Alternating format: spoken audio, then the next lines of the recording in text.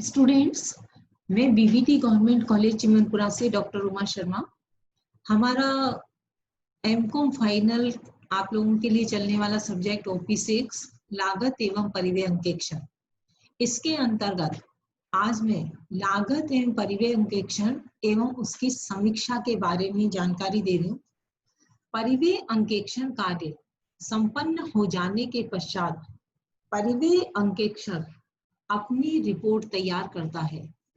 यह रिपोर्ट परिव्यय अंकेक्षक नियमों के अंतर्गत तैयार की जाती है, यानी अंकेक्षण के लिए जो नियम बनाए गए हैं उनके अनुसार तैयार की जाती है। परिव्यय अंकेक्षक अपनी रिपोर्ट केंद्रीय सरकार को प्रस्तुत करता है तथा रिपोर्ट की एक प्रति उसी समय कंपनी को भी भेजी जाती है।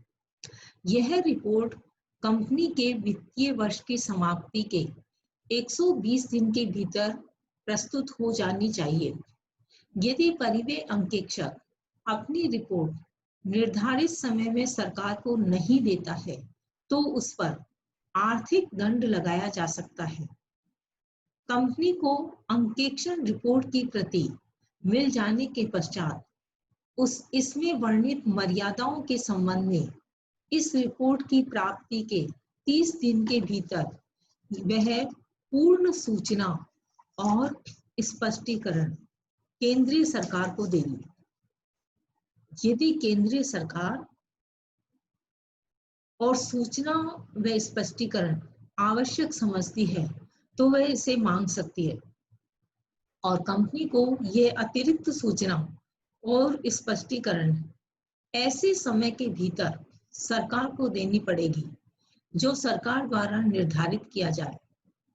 परिव्यय अंकेक्षक की रिपोर्ट तथा कंपनी से सूचना और स्पष्टीकरण प्राप्त हो जाने के पश्चात केंद्रीय सरकार कंपनी अधिनियम अथवा अन्य किसी अधिनियम के अंतर्गत ऐसी कार्यवाही कर सकती है जो वह आवश्यक समझे।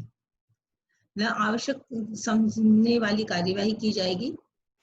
केंद्रीय सरकार ये आदेश दे सकती है कि इस रिपोर्ट अथवा आदेश में निर्दिष्ट इसके किसी भाग को अगली वार्षिक साधारण सभा की सूचना के साथ कंपनी के सदस्यों में प्रसारित किया जावे।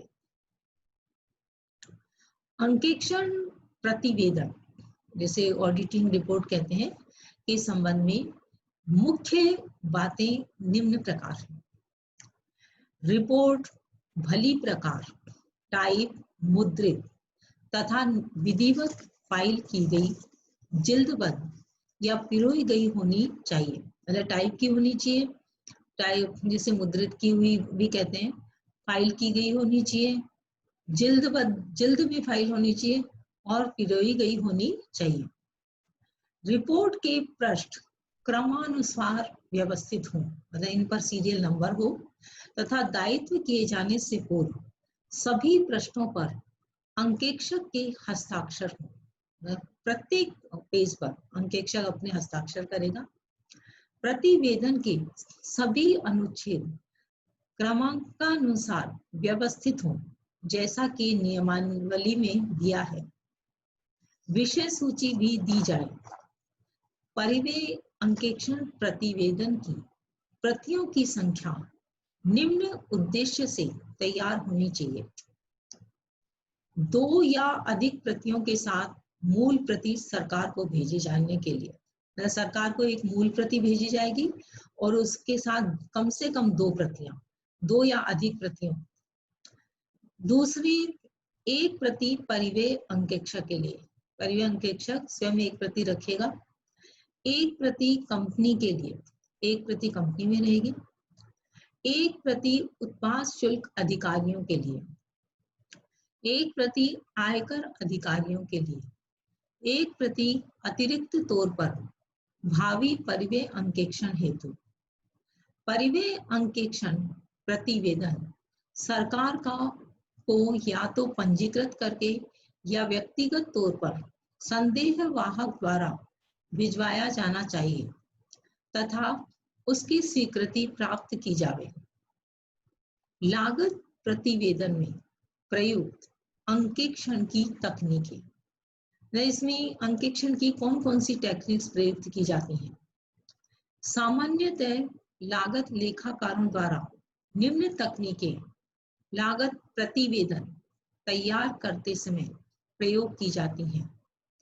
इसमें पहली तकनीक है भौतिक परीक्षण, फिजिकल वेरिफिकेशन। दूसरी तकनीक है अवलोकन। तीसरी तकनीक औपचारिक विचार विमर्श। चौथी तकनीक पुष्टिकरण और पांचवी तकनीक प्रपत्रों का परीक्षण तथा रिकॉर्डों के साथ उसकी तुलना। छठी पुनः गणना। सातवीं विपरीत गणना प्राविधियां। आठवीं गहन परीक्षण। नवीं तकनीक है क्षीणता परीक्षण और 10वीं तकनीक है पारीगत परीक्षण।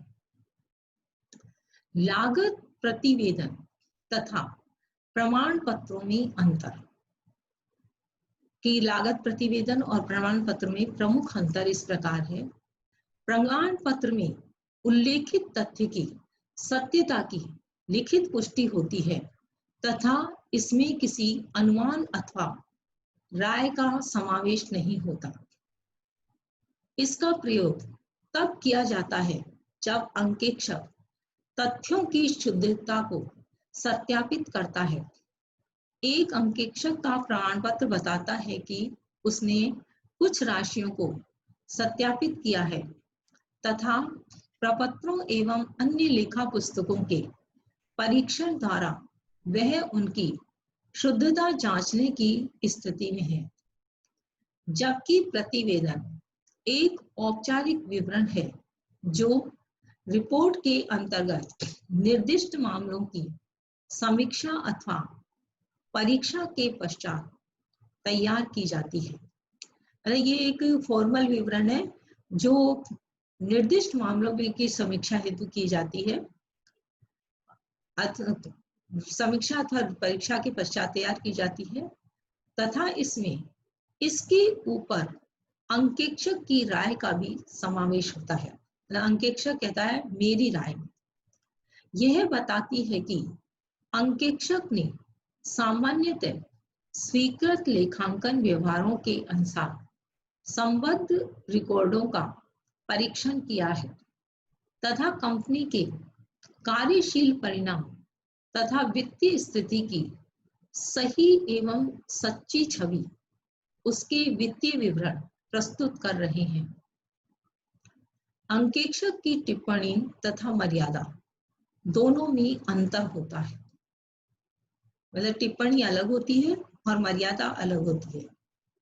टिप्पणी खातों पर सारवान सूचना की अभिव्यक्ति से संबंध रखती है ताकि कंपनी की ओर से उसकी स्थिति का सही एवं उचित चित्रण प्रस्तुत किया जा सके।